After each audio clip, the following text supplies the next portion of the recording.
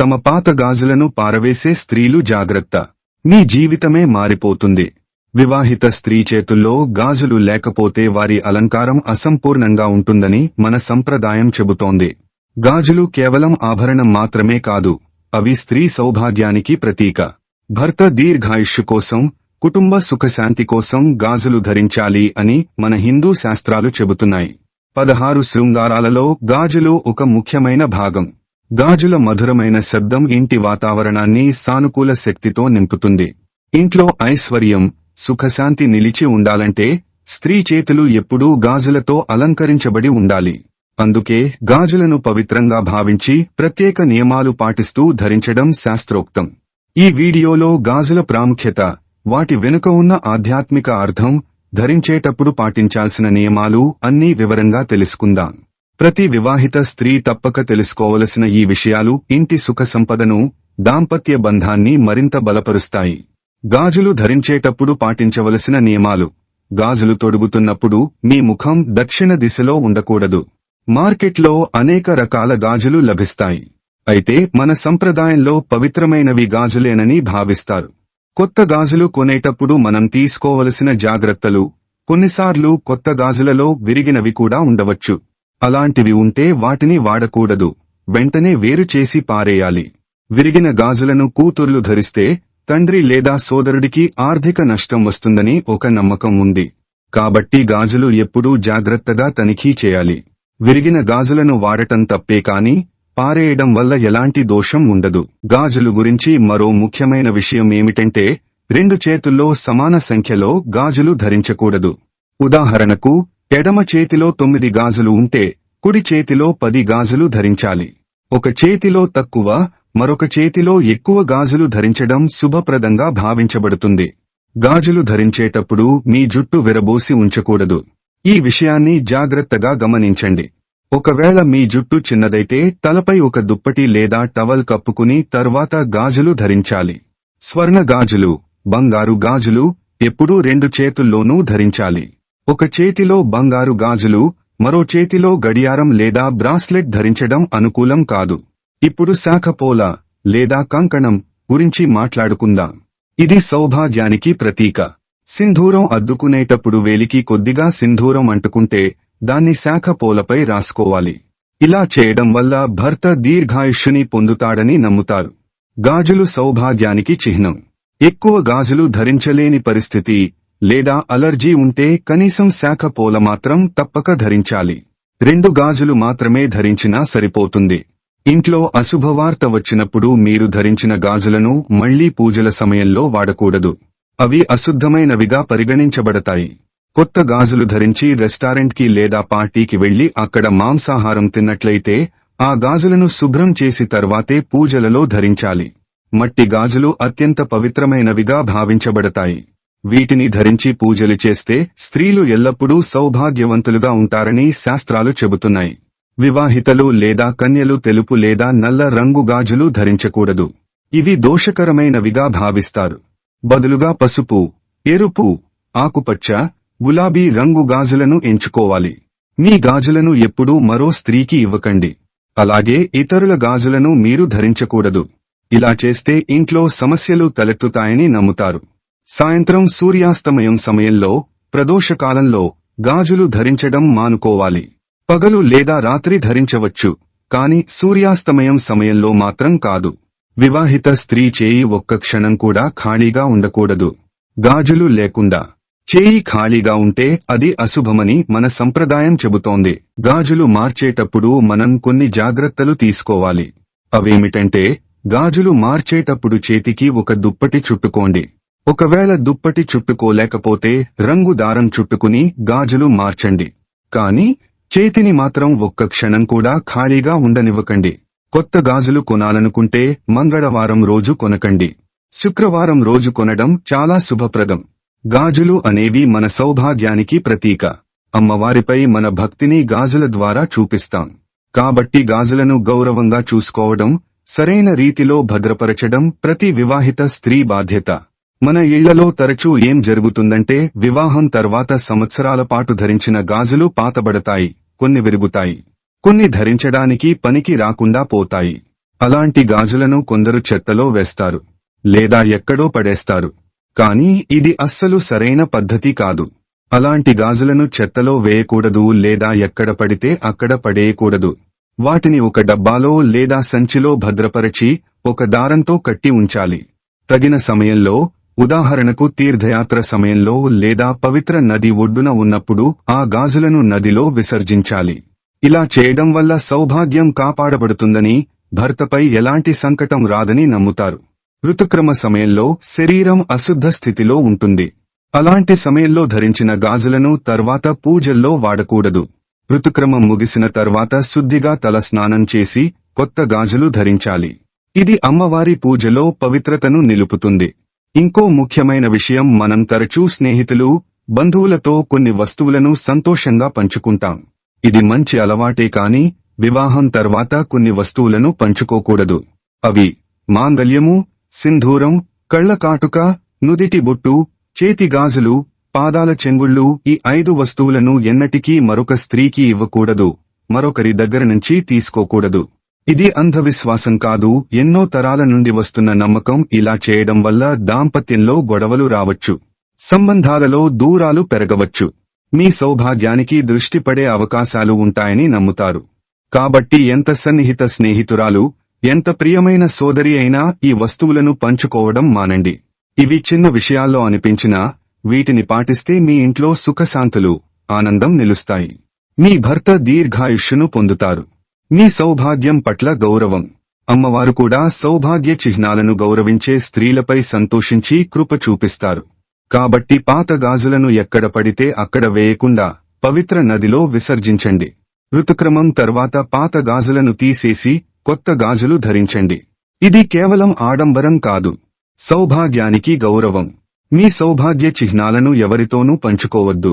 ఈ చిన్న చిన్న జాగ్రత్తలు మీ ఇంట్లో సుఖశాంతిని, సౌభాగ్యాన్ని నిలబెడతాయని నమ్మండి. ఇప్పుడు 16 శృంగారాల గురించి కొన్ని ముఖ్యమైన విషయాలు తెలుసుకుందాం. ఏవి ధరించాలి, ఏవి ధరించకూడదు, ఏవి ధరిస్తే ఇంట్లో దారిద్ర్యం వస్తుంది. చాలామంది శృంగారం అంటే కేవలం అలంకారం అనే అనుకుంటారు. కానీ శాస్త్ర ప్రకారం ఇది అంతకంటే గొప్పది.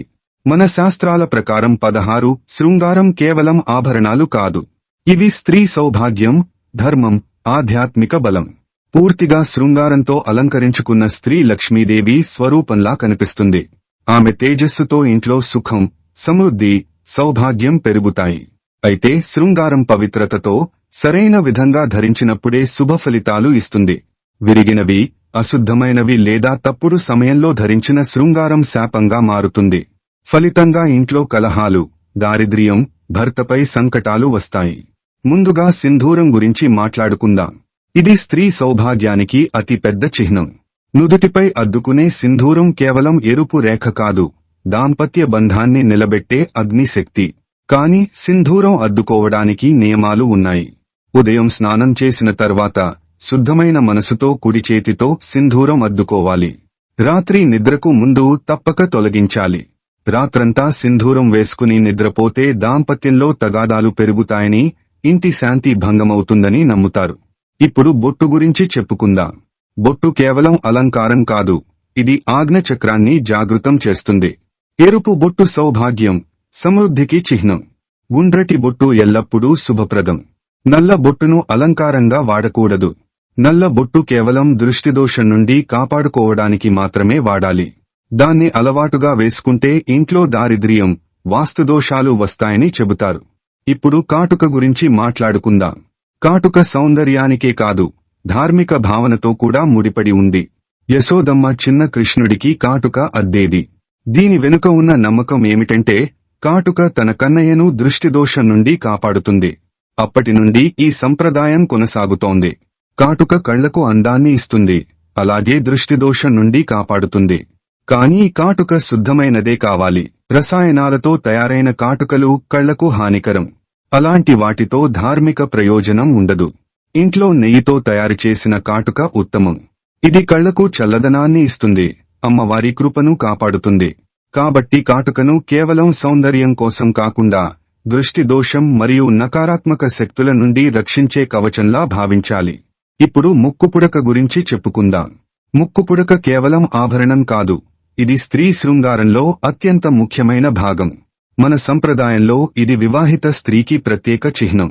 ముక్కుపుడక ధరించడం వల్ల సౌందర్యం 4 పెరుగుతుంది. ఇది దాంపత్య జీవితంలో పవిత్రత, గౌరవానికి సంకేతం. కానీ దీన్ని ధరించేటప్పుడు కొన్ని జాగ్రత్తలు తీసుకోవాలి. విరిగిన ముక్కుపుడక ధరించడం అశుభం.